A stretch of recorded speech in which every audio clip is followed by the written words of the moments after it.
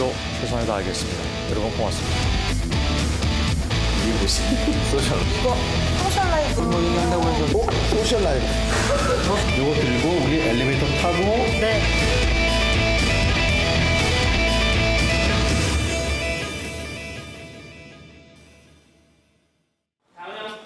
자유한국당의 한 관계자는 역대 예산심사에서 자유한국당이 이렇게 찬밥인 적이 없었다라고 토론했습니다. 예. 어차피 자유한국당이 반대할 것을 알고 예산안을 짜는 기획재정부에서도 처음부터 별 신경을 쓰지 않았다는 후문이고요.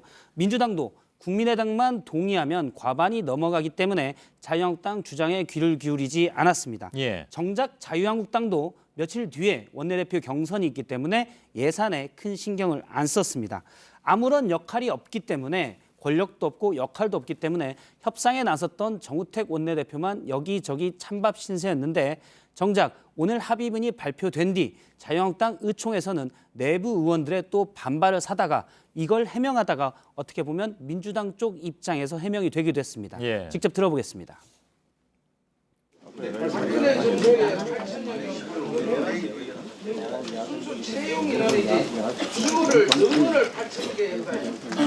순수 늘어난 게 8,300명.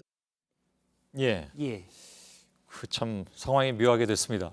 예. 오늘 의총에 이어서 내일도 또 의총을 열어서 최종적으로 당론을 정한다고 하는데 당론 정해도 뭐 통과된 데는 별 문제가 없을 것이다 이런 얘기까지 나오니까. 예, 과반에 아무런 영향이 없습니다. 그러게요. 예. 다음 키워드 볼까요?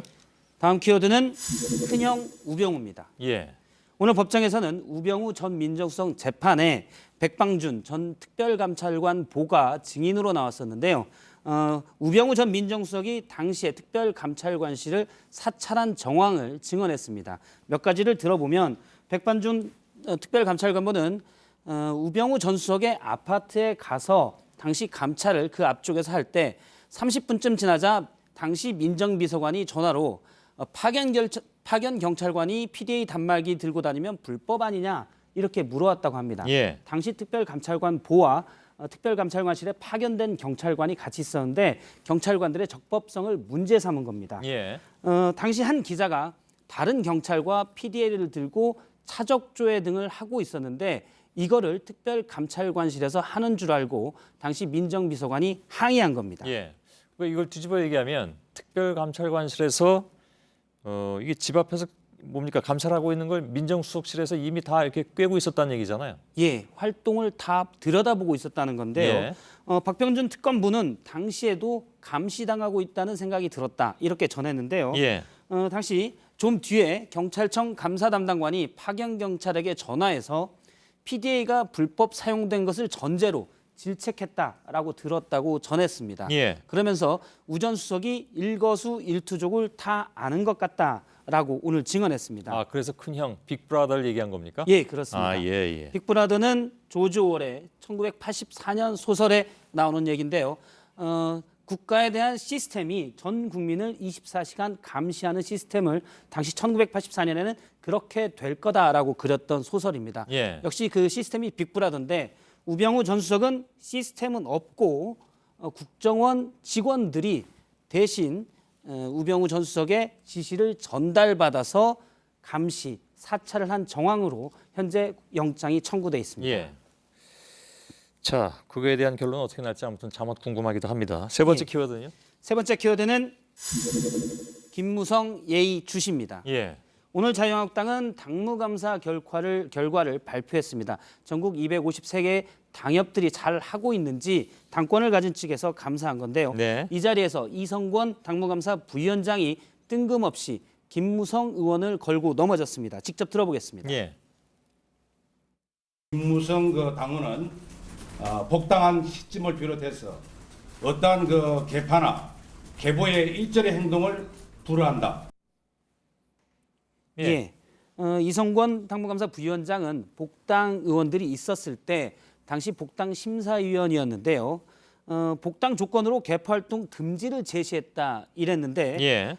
또 당대표 리더십에 역행하는지 지금의 당대표는 홍준표 대표인데요. 예. 당대표 리더십에 역행하는지도 예의주시하겠다 이렇게 밝혔습니다. 왜 유독 김무성 의원한테만 그런 조건을 내거는 걸까요?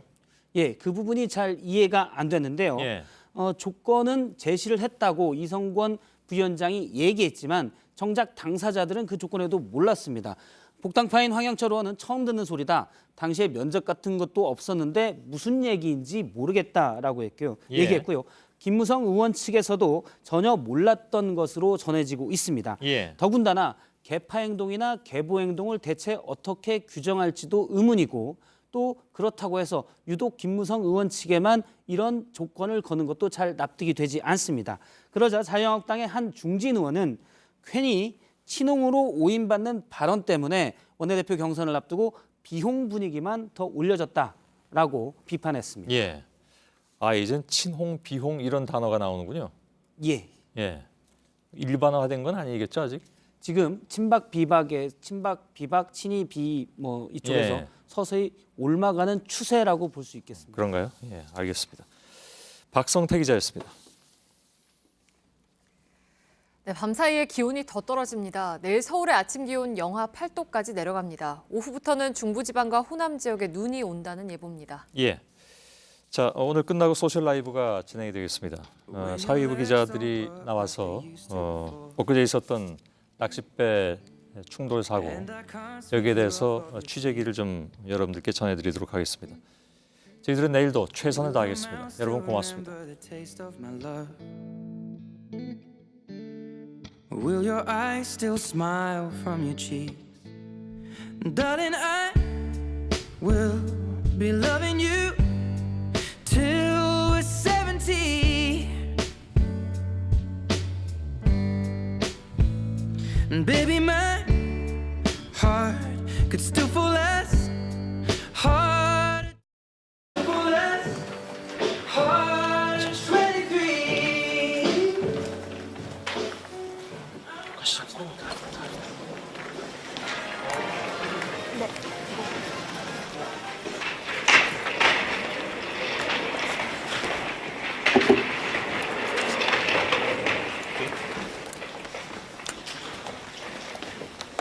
네, 소셜 라이브를 진행하죠. 오늘 월요일 세 기자가 나와 있는데 세 기자가 모두 저기 현장에 다녀왔나요? 서혜정 기자? 저는 현장에는 다녀오지 않았고. 아, 오늘 AIS 관련으로 취재했죠? 네. 그러니까 항적을 나타낸 그 지도. 예. 그것에 따르면 뭐 여러 가지 뭐 설이 나왔습니다. 네. 그거를 정확하게 뭐 지금 원인을 밝혀내기는 좀 이른 것 같고 좀 더 봐야 될 문제겠죠. 차승기 기자는 당일에 현장에 갔었고요. 네, 어제 현장에 있었습니다. 예, 예.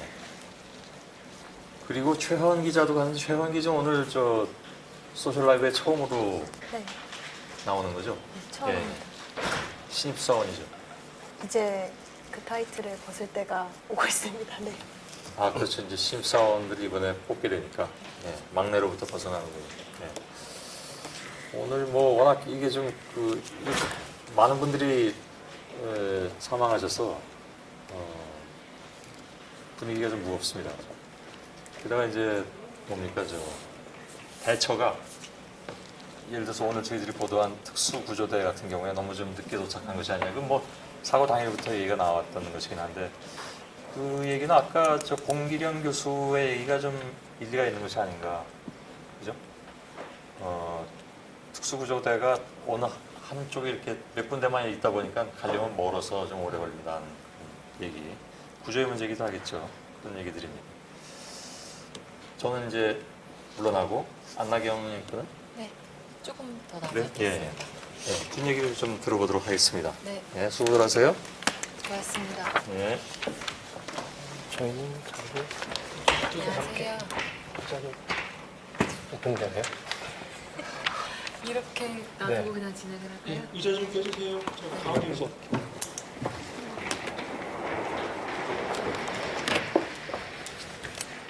네, 오늘 무거운 분위기 속에 여러 이야기들을 들려줄 것 같은데 먼저 현장 상황이 어땠는지는 저는 그게 궁금한데 어땠나요? 당일날 상황을 좀 간단하게 이야기해 주세요. 그게 아시다시피 어제가 주말이었잖아요. 네. 사실은 제가 어제까지 사회 2부였다가 네. 오늘부터는 이제 디지털 뉴스룸 소셜 라이브를 저희 뒤에서 제작하는 부서로 네. 발령이 났어요. 네. 그래서 마지막 주말 근무다 보니 약간 좀 편한 마음으로 네.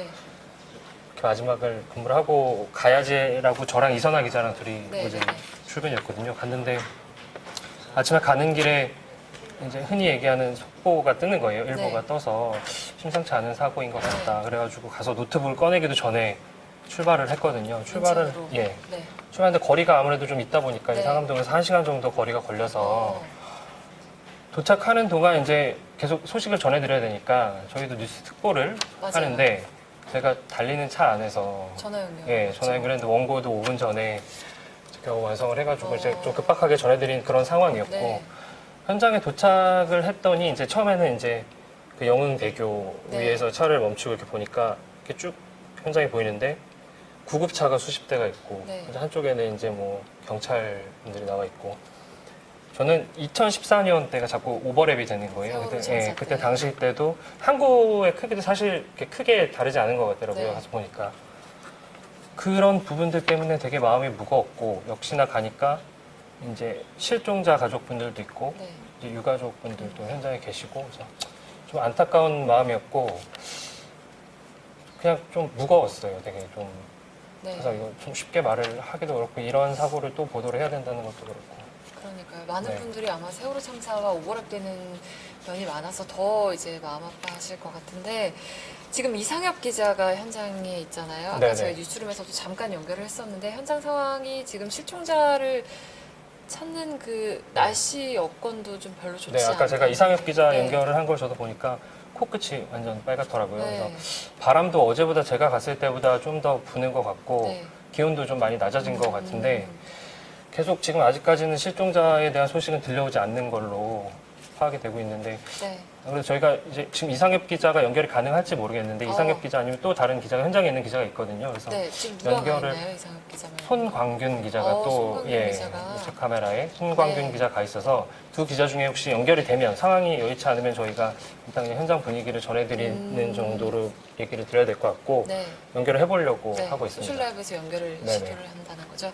네, 알겠습니다. 많은 말씀 나눠주시기 바랍니다. 네, 수고하세요. 저희는 뒤에서 얘기를 하셔요.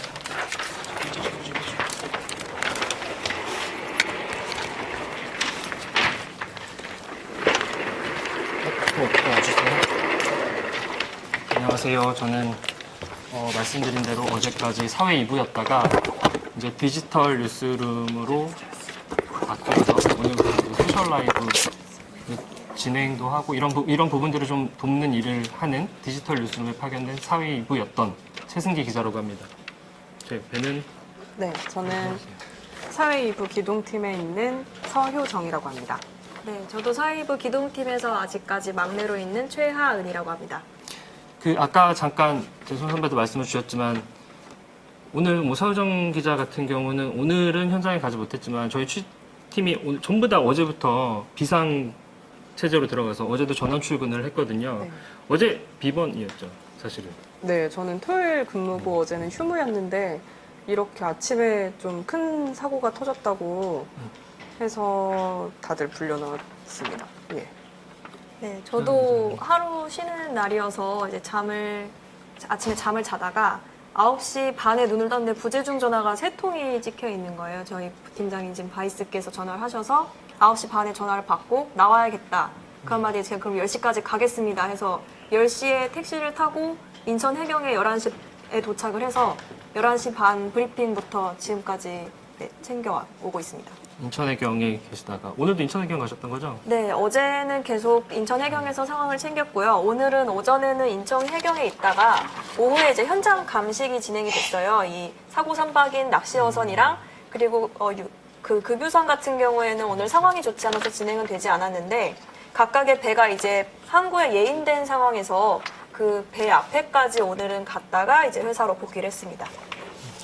말씀드리던 중에 저희 아까 말씀드린 손광균 기자가 지금 현장에 나가 있는데 전화 연결이 됐거든요. 그래서 한번 저희가 이렇게 연결을 해보겠습니다. 손광균 기자 인사 좀 해주세요. 저희 유저분들한테. 네, 안녕하세요. 사회 3부 밀착 카메라 팀의 손광균 기자입니다. 사회 3부. 이 좀 또 유저분들 잘 모르실 수도 있으니까 한 번만 짧게 좀 설명해 주시면. 이번에 새로 생긴 부서라서. 네, 이번에 새로 생긴 부서인데요. 기존에 사회 2부에 있었던 밀착 카메라 팀과 탐사팀을 묶어서 이렇게 새로운 부서로 만들었습니다. 네, 송광균 기자 그럼 지금 계시는 데가 어딘가요? 지금 제가 있는 곳은 방금 전에 조명을 켜줬는데요. 지금 제가 있는 곳은 인천의 진두항입니다. 그러니까 해경의 수색 작업이 펼쳐지고 있는 본진이라고 생각하시면 되는데요. 제 뒤쪽에 조그맣게 보이는 이 빨간색 천막이 이 구조통제단의 현장 지휘소 역할을 하고 있는 천막이고요. 그 옆에 있는 흰색 천막은 저희가 정확한 용도는 알 수가 없지만 의료진이나 봉사단원들이 머물고 있는 곳이 아닌가 이렇게 추정을 하고 있습니다. 약간 현장 수습본부, 현장 상황 수습본부 이런 걸라고 볼 수가 있겠네요. 네. 네, 그 날씨가 아까 이상엽 기자가 연결했을 때는 코도 빨갛고 굉장히 추워 보이던데 지금 날씨나 뭐 기온이나 이런 건 어떤가요? 지금 현재 이곳의 기온은 영하 4도 정도라고 하는데요. 이렇게 제가 말을 할 때마다 화면에는 안 보이는 것 같은데 입김이 나오고 있고요. 그런데 이 바닷가이기 때문에 바람도 때때로 강하게 붑니다. 항시 강하게 부는 건 아니고요. 실제로 이 기온과 바람이 이 구조에 굉장히 영향을 많이 끼치는 요소인데 어제와 달리 오늘은 낮 시간부터 이 바람이 너무 강했기 때문에 소형 어선들, 이 민간 어선들이 구조 작업에 동참을 하지 못하고 오후 일찍 이 항구로 들어와서 정박을 해놓은 상태입니다. 송광규 기자 그러면은 밀착 카메라 팀에 계시는데 밀착 카메라에서 이제 또 모습을 볼 수 있는 건가요? 네, 그렇습니다. 저희 밀착 카메라 팀은 내일 저녁 방송을 목표로 오늘 밤사이 해경의 수색하는 모습을 좀 화면에 담고자 하는데요. 저희가 오기 직전인 8시 전에 조명탄을 한 발 터뜨렸다고 합니다. 어제 같은 경우에는 해경이 밤사이에 400개의 조명탄을 발사했다고 발표를 했는데요. 현재까지 저희 취재진이 본 것은 한 건입니다.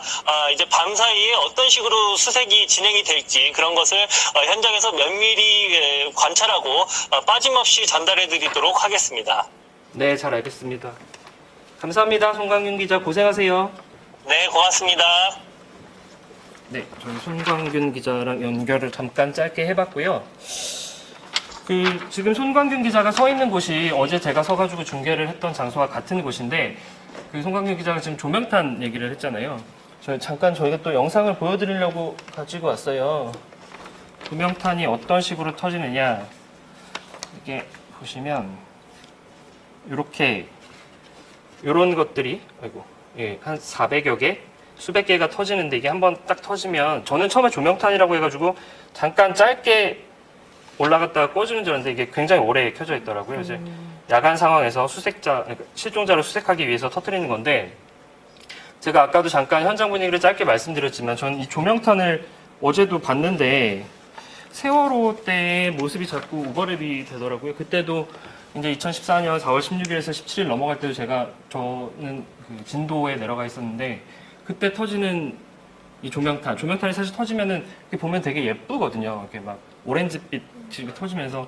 근데 제가 봤을 때는 그 조명탄은 이렇게 터지면서 이 항구에 그때 당시 어머니들이 이렇게 담요를 다 뒤집어 쓰고 전부 다 바다를 보고 이렇게 계시는 그런 모습이었어가지고 이제 조명탄을 보니까 또 그때 생각이 많이 나더라고요. 그래서 좀 안타까웠고 어제도 이제 그때 세월호 저희 참사 당시와 마찬가지로 이제 실종자분들 가족분들이 계시는데 표정이 너무 좀 안타까워서 좀 어려웠던 그런 되게 무겁고 말도 붙이기 어려운 그런 상황의 분위기였습니다. 어제 해경 쪽은 어땠나요? 해경도 정신이 없었을 것 같은데. 네, 해경 같은 경우도 이게 그러니까 수습도 해야 하고 또 어쨌든 기자들에게 그 상황을 전해야 하기 때문에 그 기자들이 모여있는 브리핑장이 굉장히 급박하게 돌아갔습니다. 그래서 어제 오전, 오후 그리고 오늘 오전, 오후 총 4차례 브리핑을 했는데요. 이제 브리핑도 서장이 직접 나와서 사안이 큰 만큼 서장이 직접 질의응답을 했는데 이제 기자들이 궁금한 게 많고 저희가 그 현장 상황을 모르기 때문에 이것저것 많이 물어봤는데 서장이 계속 이렇게 질문에 대해서 지금 나는 수색 작업을 지휘하러 가야 된다. 지금은 구조가 먼저다. 이렇게 질문을 끊고 나가는 경우가 많았습니다. 보통 답변을 주기 때문에 흔한 상황은 아니었는데 그만큼 구조가 시급한 상황이고 물론 실종자 수색하는 게 가장 중요하지만 아무래도 해경이 그런 식으로 대응을 하다 보니까 조금 이렇게 상황 같은 것을 파악하고 또 보도하는데 약간의 혼선이 있지 않았나 싶습니다. 아무래도 이제 상황이 급박하게 돌아가다 보니까 그런 측면이 없지 않아 있을 텐데 그런 것들이 오늘까지 이어지면서 혼선도 좀 있었고 여전히 오늘도 수차례 브리핑을 했지만 여전히 밝혀지지 않은 것들이 좀 있잖아요. 네. 어떤 것들이 지금 좀 나오지 않아요? 정확히 좀 밝혀져야 해야 될 것들이 어떤 것들이 있을까요? 일단 기본적으로 당연히 가장 중요한 거는 이 사고는 도대체 왜 일어났는지 이런 것을 밝히는 게 좀 가장 중요할 것 같습니다. 아직 이제 그 배에 원래 이제 타고 계셨던 그 선장님이 지금 실종이 되신 상태이기 때문에 그분의 말씀을 들어야 이제 어떻게 해서 사고가 나게 됐는지를 가장 정확하게 알 수 있을 것 같은데요. 그런 점을 좀 밝혀야 되겠고 또 그 외에도 여러 가지 것들이 좀 지금 뭐 논란이 있다거나 아니면 밝혀지지 않은 부분들이 좀 많이 있어요. 그거를 이제 좀 현장에서 느꼈던 그 브리핑을 계속 챙기면서 현장에서 느꼈던 최현 기자는 어떤 것들이 조금 논란이 된다고 생각을 하셨었나요? 네, 저희가 보도를 해드렸듯이 사실 이 접수 시각부터 굉장히 불분명했는데요. 신고 접수 시각. 네, 신고를 처음에 접수를 언제 했고 누가 했고 이 부분에 대해서 브리핑마다 이제 말이 바뀐 거예요. 이제 4차 브리핑에서 최종적으로 나온 거는 6시 5분에 그러니까 이 급유선이랑 인천 VTS 그러니까 상황센터에서 교신을 하는 거를 이제 듣고 그 VTS에서 해경 상황실에 전화를 하고 구조정을 출동을 시켰다라는 게 4차 브리핑에서 정정한 내용이고요. 그 전까지는 이제 6시 9분에 그 상대 선박인 급유선 선장과 그리고 내부에 타고 있던 승객이 휴대전화로 112에 신고를 해서 그걸 받고 이제 출동을 시켰다라고 얘기를 했었습니다. 이런 식으로 발생 시각 자체도 시각이나 주체, 그 신고 주체도 계속해서 변동이 있는 상황입니다. 저는 약간 궁금한 게 어제 저희 또 취재진이 배를 타고 사고 해역까지 나갔었는데 거기가 약 2km 정도 되는 행구에서 사고역까지 한 2km 정도 되는데 생각보다 시간이 오래 걸리지 않더라고요. 10분도 안 걸렸던 것 같은데 근데 막상 이 출동 시각, 신고가 접수되고 나서 사고 현장에 갔던 시각은 꽤 걸렸잖아요. 이게. 네, 선배께서도 그렇게 걸렸을 거고 실제 사고도 이제 출항을 한 지 9분 만에 발생을 했다. 그러니까 6시 9분 기준으로 했을 때 뭐 9분 정도 되는 것 같은데요. 그런데 실제로 이제 구조대가 도착을 한 시간은 그러니까 잠수를 해서 실제적으로 구조 활동을 할 수 있는 구조대가 도착을 한 게 1시간이 넘어서 도착을 했어요. 그러니까 이 부분에 대해서도 해경이 이제 해명을 했는데 이제 구조대가 두 군데서 갈 수 있는데요. 이제 제부도에 있는 평택구조대와 그 인천구조대 두 군데서 가는데 평택구조대 같은 경우에는 가는 길에 이제 어망이 많고 수심이 낮아서 돌아가다 보니 오래 걸렸다라는 거고 인천구조대 같은 경우에는 사실 저는 이 부분이 조금 의문인데 이제 구조대가 갈 수 있는 배가 두 척이 있는데요. 이제 신형 선박 같은 경우에는 야간이나 좀 상황이 좋지 않아도 갈 수 있고 구형 선박은 그렇지 못한데 이 신형 선박이 고장이 났다라는 거예요. 그 고장이 난 시점도 이제 11월 24일이라고 해서 조금 일주일 전이긴 한데요. 그러니까 고장이 나서 탈 수가 없어서 육상으로 간 다음에 거기서 이제 민간 구조선을 타고 이동을 했다라는 건데 그러다 보니까 1시간이라는 시간이 걸렸고요. 사실 그 사고 발생 이후에 1분 1초가 골든타임이고 중요하잖아요. 그런 점에서 당장에 잠수를 해서 생명을 구할 수 있는 구조대가 1시간 뒤에 도착했다는 점에서 좀 초동대처가 미흡하지 않았나 이런 지적이 나오는 것 같습니다. 그러면은 지금 만약에 이 시간에 그런 일이 있으면 안 되겠지만 사고가 났을 경우 또 출발할 수 있는 배는 아직 없는 건가요? 아직 지금 여기요 해경에서 발표한 자료를 보니까 지금 그 인천구조대에 있는 그 배는 네네. 분리해서 공장에 입고된 상태예요. 그러니까 정말 그 가정이지만 사고가 발생을 하면 또다시 뭐 1시간 가까이 걸려서 그러니까 바로 사고 해역에 갈 수 없는 상황이 발생할 수도 있다는 거죠. 아무래도 이제 뭐 사고가 났을 때 초동 대처도 그렇지만 이제는 그 원인이나 이런 말씀하신 대로 원인이나 이런 것들을 좀 밝혀야 되잖아요. 오늘 보도한 내용이 이제 AIS라는 게 있는데 그게 어떤 건지 좀 짧게 좀 설명 네, 좀 해주시죠. AIS라는 게 영어로 하면 오토 아이덴티피케이션 시스템이라는 건데요. 그게 뭐냐면 이제 전 세계에 있는 선박들은 자기의 위치를 항상 이렇게 신고를 하도록 돼 있어요. 그게 국제해사기구라는 국제기구의 방침에 따른 건데요. 그 국가에서 이제 해상 활동을 관리하는 그런 관제센터나 그런 곳에 그 각 선박에 달린 장치들이 신호를 계속 전송을 하도록 돼 있어서 그 위치를 항시 알 수 있는 시스템이기 때문에 사실 그 시스템에 이 배들을 이번에 이제 사고를 당한 배들을 검색을 하면 그 배가 사고 당시, 사고 전 어떤 항적을 거쳐서 이렇게 오게 되었는지를 볼 수가 있습니다. 그래서 저희가 그걸 입수를 해서 오늘 보도를 해드렸는데요. 저희가 또 한번 보여드릴 수가 있을 것 같은데. 요 CG 말씀하시는 거 이거 네. 아니 요거 예. 말씀하시는 거죠? 네. 설명을 좀. 네, 이게 지금 이번에 사고를 당한 짧네요. 네, 이거 좀 여기에서 네, 멈추면 될 것 같아요. 네. 요 선창 1호가 이번에 사고를 당한 선박인데 처음에 이제 5시 28분부터 이 AIS 시스템 기록이 시작이 됩니다. 이때는 이제 여기 정박을 해 있죠, 항구에. 그러고 나서 여기서 이제 등장을 하는 배가 명진 15호라는 배, 이게 급유선입니다. 그래서 49분에 이렇게 10.3노트 속도로 오고 있는 중이죠. 이게 비슷한 속도로 이동을 하고 있고요. 그런 뒤에 이제 59분에 여기 7.1노트의 속도로 이 해상에 찍힙니다. 그 선창 1호의 기록이 여기에 찍히고 그 뒤에 가장 여기서 중요한 부분은 6시 1분에 이제 여기서 9.8노트의 속도로 찍힌 이후에는 그 기록이 없어요. 근데 이거는 항시 전송을 하는 시스템이기 때문에 그래서 이제 이 시스템에 따르면 일부 전문가들은 6시 1분 이후에는 사고 때문에 충돌이 났기 때문에 이 기록이 없다라고 이제 얘기를 하시는 분들이 있어요. 그것도 예.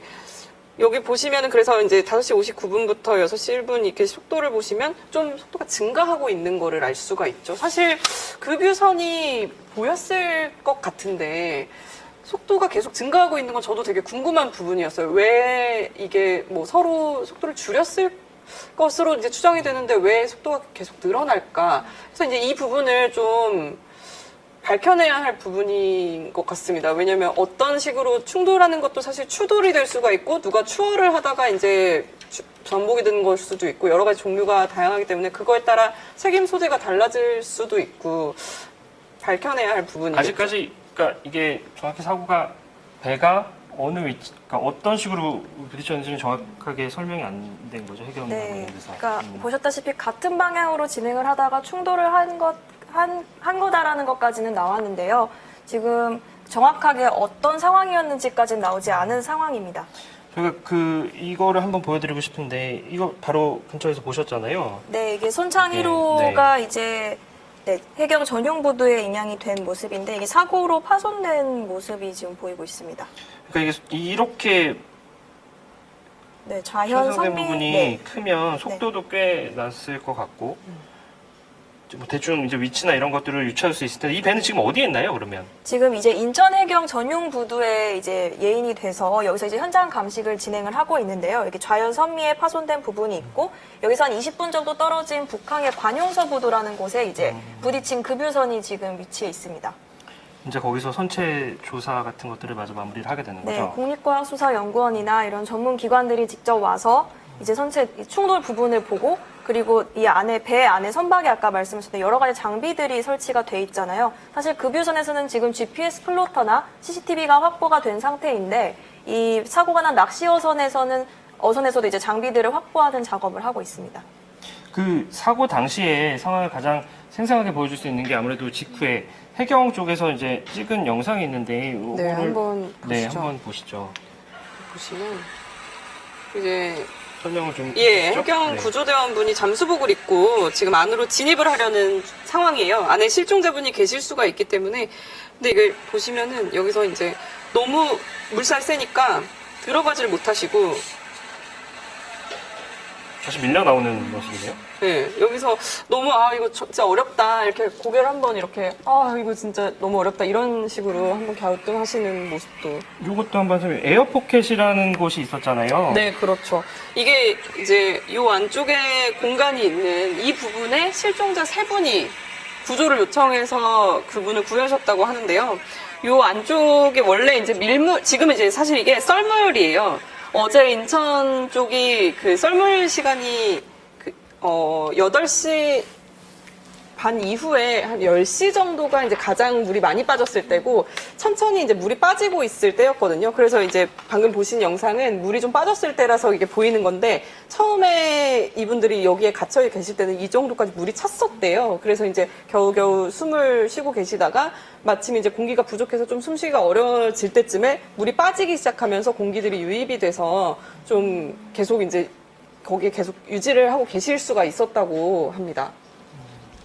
이게 보면 배 자체는 그렇게 큰 배가 낚싯배인데 저는 사실 처음에 이제 속보를 보고 출발을 할 때만 해도 정확한 사망자 숫자나 이제 구조자 숫자가 이제 점점 나오지 않는 상황에서 이제 계속 시시각각 변하는 상황에서 봤는데 구조가 제가 생각했던 것보다 빨리 많이 됐더라고요. 다행히. 근데 나중에 결과적으로 보면 사망자가 너무 많아서 이거는 왜 그런 건지 이런 부분들에 대한 것도 좀 이렇게 분석이 됐나요? 사망자가 왜 이렇게 많이 나오는 거죠?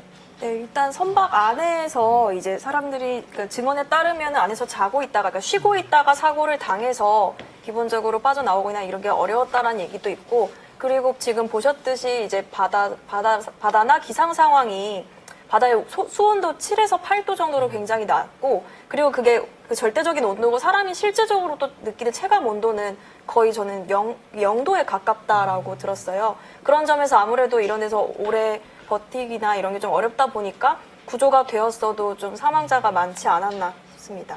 그게 아무래도 또 그런 부분도 있는 것도 이제 새벽에 사고가 났고 배 아래쪽에 있다가 충격 때문에 이제 사고가 나면서 이 충격 때문에 기절을 해서 빠져나오지 못했다. 그렇죠. 이런 얘기들도 있더라고요. 이게 충돌을 하면 사실 엄청 흔들릴 거란 말이에요. 그 안에 상황이. 그러다 보니까 이게 가만히 있을 수가 없는 상황이 어디론가 이렇게 부딪히고 이러는 과정에서 좀 정신을 잃을 수도 있는 충분히 그런 상황이죠. 우선 빨리 실종자도 좀 구조가 되고 이제 사고 원인도 좀 명확하게 밝혀져야 될 텐데 그러면은 내일도 현장에 가시나요? 어떻게? 네, 실종자가 나오지 않았기 때문에 네네. 인천을 담당하고 있는 저는 수색 현장 또 해경 사실 수사할 부분이 많은데요. 지금 이제 그 급유선의 선장과 갑판원 같은 경우에는 이제 긴급 체포가 됐고 구속영장도 조금 전에 신청이 됐습니다. 그렇지만 그러니까 여러 관계자들 뭐 다양한 생존자라든지 아니면 뭐 정말 수많은 관계자들이 있고 이미 한 30명 넘게 그러니까 되게 많은 관계자들이 조사를 받고 있어요. 그리고 이런 장비들을 과학적으로 분석을 하는 작업도 남아 있고 그래서 저는 아무래도 내일도 현장에 가서 취재를 해봐야 될 것 같습니다. 서유정 기자도 내일 현장에 가시는 거겠죠? 네, 저도 아무래도 저는 이제 사고 원인 쪽을 취재를 하다 보니까 저 자신도 납득이 안 가는 부분들이 많이 있어서요. 그런 부분들을 좀 계속 밝혀내서 뭐 억울한 사람이 없고 또 이제 여러 면들을 좀 진실되게 밝혀질 수 있도록 계속 취재를 해봐야 될 것 같습니다. 근데 참 쉽지 않은 것 같아요. 이제 아무래도 사망자가 많이 난 사고고 하다 보니까 저는 개인적으로는 이제 유가족들을 대하는 게 되게 심정적으로 어렵고 이런 부분들이 힘든데 그런 부분 좀 어려운 부분이 있어도 좀 취재를 해서 네. 알려주셔야 되지 않을까. 근데 또 이제 이분들이 낚시를 하러 가시다가 네. 그렇게 된 거예요. 낚시는 정말 많은 분들이 하시는 취미 활동이잖아요. 700만 인구라고 하더라고요. 네. 낚시를 이렇게 레저로 즐기는 인구가. 네. 그래서 더욱 이제 저희가 여러 가지 취재를 해서 이게 사고가 왜 났는지 앞으로 또 어떻게 방지할 수 있을지 이런 사고를 막을 수 있을지를 좀 더 취재를 열심히 해야 될 이유인 것 같습니다. 어떻게 하다 보니까 너무 분위기가 좀 무겁게 된 것 같은데 이제 아무래도 사건인 만큼 얘기를 전달을 드렸고요. 다음번에는 좀 더 저희가 좀 밝은 소식으로 좀 얘기를 전해드렸으면 좋겠습니다. 이 두 기자는 계속해서 사회 2부 기동팀에 있기 때문에 현장에서 자주 여러분들 찾아뵐 거고요. 특히 서유정 기자 요즘에 굉장히 출연 빈도가 굉장히 높다고. 아, 저는 잘 많이 불러주시더라고요. 제가 잘하는 건 아닌데 열심히 준비해서 시청해주시는 분들을 더 재밌게 해드리고 더 유익하게 만들어드리겠습니다. 저는 얼마 전에 그게 참 기억나요. 자꾸 얘기를 끊는 것 같아서 그런데 외상 가셨잖아요. 네. 짧게 그냥 얘기 좀 해주시면 안 될까요? 아. 못 보신 분들 한번 또 나중에 보실 수 있게 응급 외상센터. 여기에 이렇게 네. 나갈 것 같은데 저희 어제 제가 요즘 날짜를 최근에 이제 외상센터 르포를 제가 했거든요. 그러니까 24시간을 외상센터에서 머물면서 그 취재를 하는 그런 거였는데 요즘 이제 그 귀순 북한 병사 때문에 그 외상센터에 대한 관심도 되게 높아졌는데 사실 이제 그분들이 어떻게 평소에 생활하시는지 어렵겠다라고 짐작은 가지만 좀 어떻게 생활하시는지나 환자 콜이 오면 또 어떻게 얼마나 급박하게 이렇게 내려가시는지 언제나 이렇게 준비가 돼 계시는 상태인지 이런 것들을 좀 저는 좀 널리 알리고 싶어서 외상센터에 다녀왔는데요. 정말 밥 시간을 잘 못 지키시다 보니까 뭐 시리얼 같은 걸로 막 배를 채우고 이런 모습을 보고 좀 진짜로 이런 분들이 많이 사실 저희가 뭐 주말에 뭐 이렇게 나가고 그런다고 불평불만 하면 안 돼요. 그죠? 그리고 저희보다 훨씬 네. 힘든 너무 상황이신 분들도 있고 부끄러웠습니다. 당연히 저희가 가는 현장이기도 하고 네. 아무튼 현장에서 저는 앞으로 이제 뒤에서 열심히 백업도 하고 좋은 기획도 많이 만들고 할 테니까 현장에서 또 열심히 같이 다음 기회에 또 인사를 드렸으면 좋겠습니다. 네. 인사드릴까요, 그러면? 저는 최승기였습니다. 서유정이었습니다. 최한이었습니다. 어떻게 아빠가 애들한테 엄마 욕을 하라고 할까?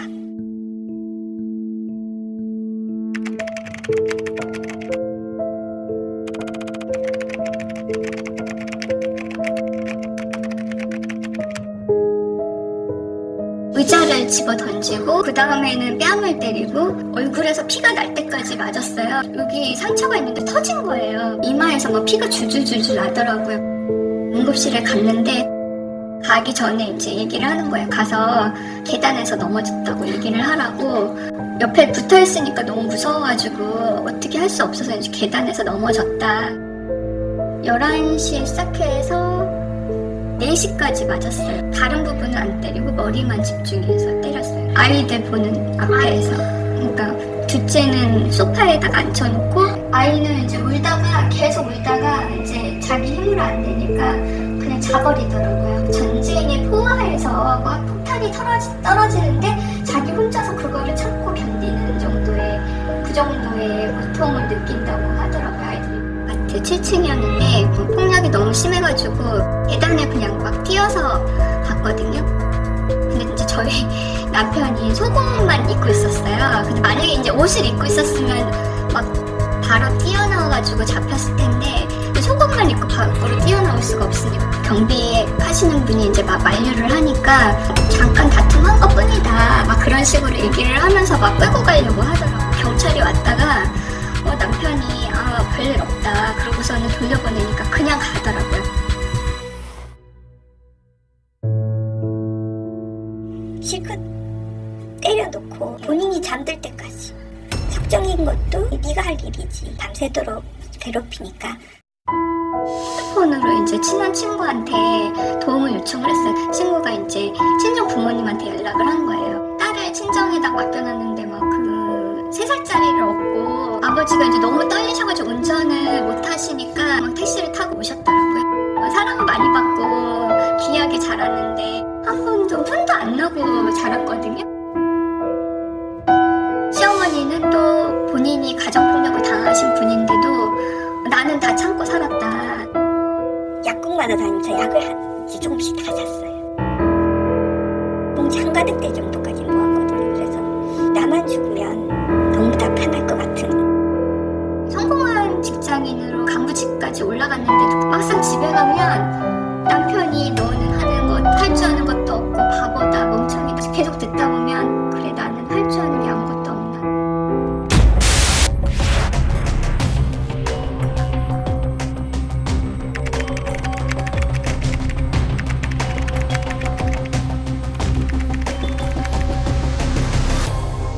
신고를 하고 난 다음에는 추가 보복이 있으니까 그런 걸 엄두를 못 내는 거예요. 아이들을 뺏길지도 모른다라는 두려움 때문에.